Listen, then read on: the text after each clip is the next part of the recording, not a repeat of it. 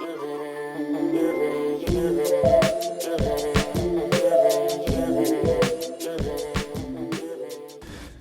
and welcome back to the channel. My name is FancyIce17 and I'll be your YouTuber today. Today we're going to be taking a step away from historical videos and doing what I spoke about in our T57 heavy video and breaking down tank mechanics. So today we're going to be talking about tank tracks, otherwise known as continuous tracks by their official name. They can also be known as caterpillar tracks or tank treads. You name it, they have their own little nicknames, especially in their niche programs and nations and such.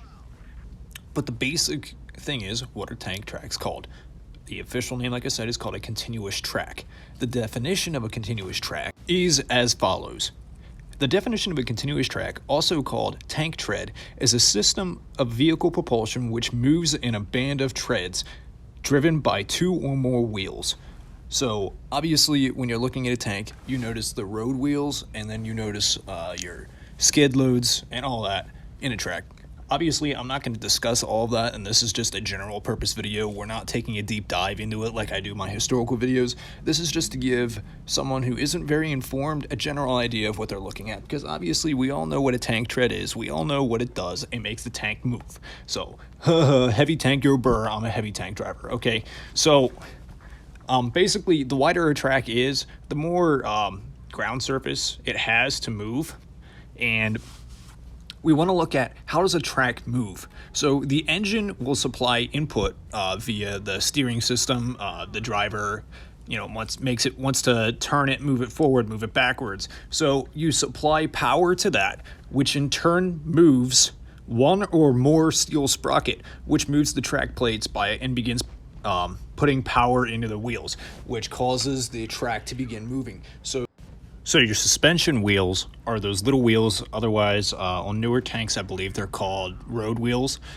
Those are what guides the track along it, and once you start supplying power to that front wheel, also known as a track drive sprocket, so your track, it'll grip the inside of the sprocket will pull it around as the tank starts moving forward. It'll push the whole way back past your suspension rollers and your track suspension guidons.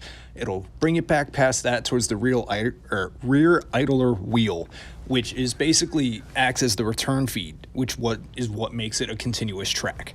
And essentially, we want to also look at the fact that my opinions on the new Yo line and its emergency track system. That tank series, in my opinion, is a fallacy when it comes to that.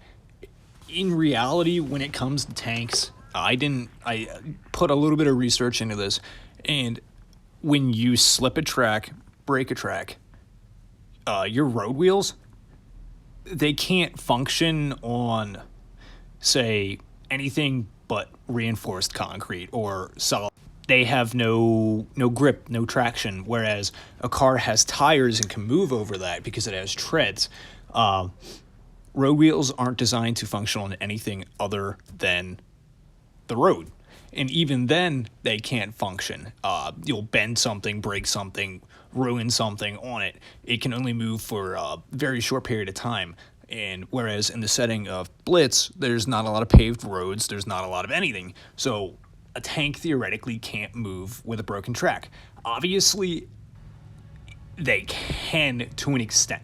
So what happens is, say you slip a track, or your tread breaks, or the pin on the inside that holds your link together, that snaps, okay? Your track can only move so long as there is still a portion of your track under the suspension wheels. So say your tank gets off and it moves the whole way to the front, and then bam, you ran out of track to drive on, okay? You're done. Your road wheels and your suspension sprocket is going to dip down into the ground, and it's not going to be able to move. And that's where you run into a problem in Blitz, is that there's too much ground, there's too much anything on the ground. Your vehicle should not be able to move properly. And I think that's one of the mechanics they nailed down correctly when it comes to someone breaking your track, or say you hit something and break your track. In real life, your vehicle is not going to move.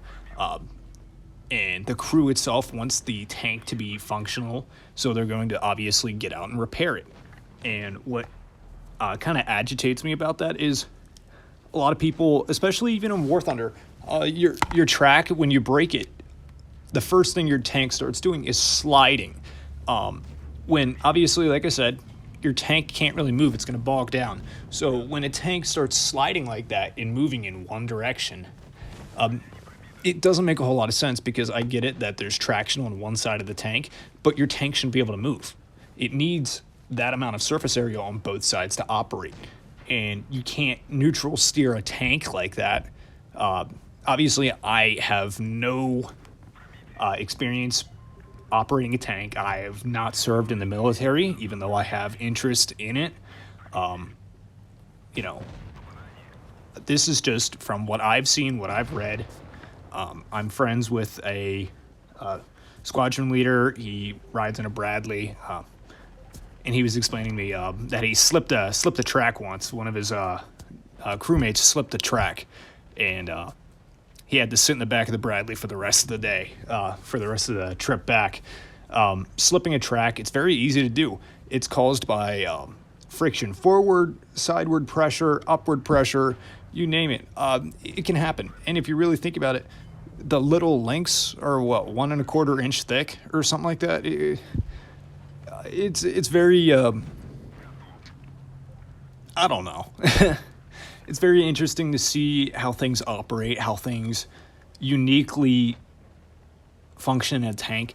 And I hope that you guys are enjoying this and want to see more, because I'd love to do more. I'd love to maybe look into smoothbore versus rifled tank weaponry and all that.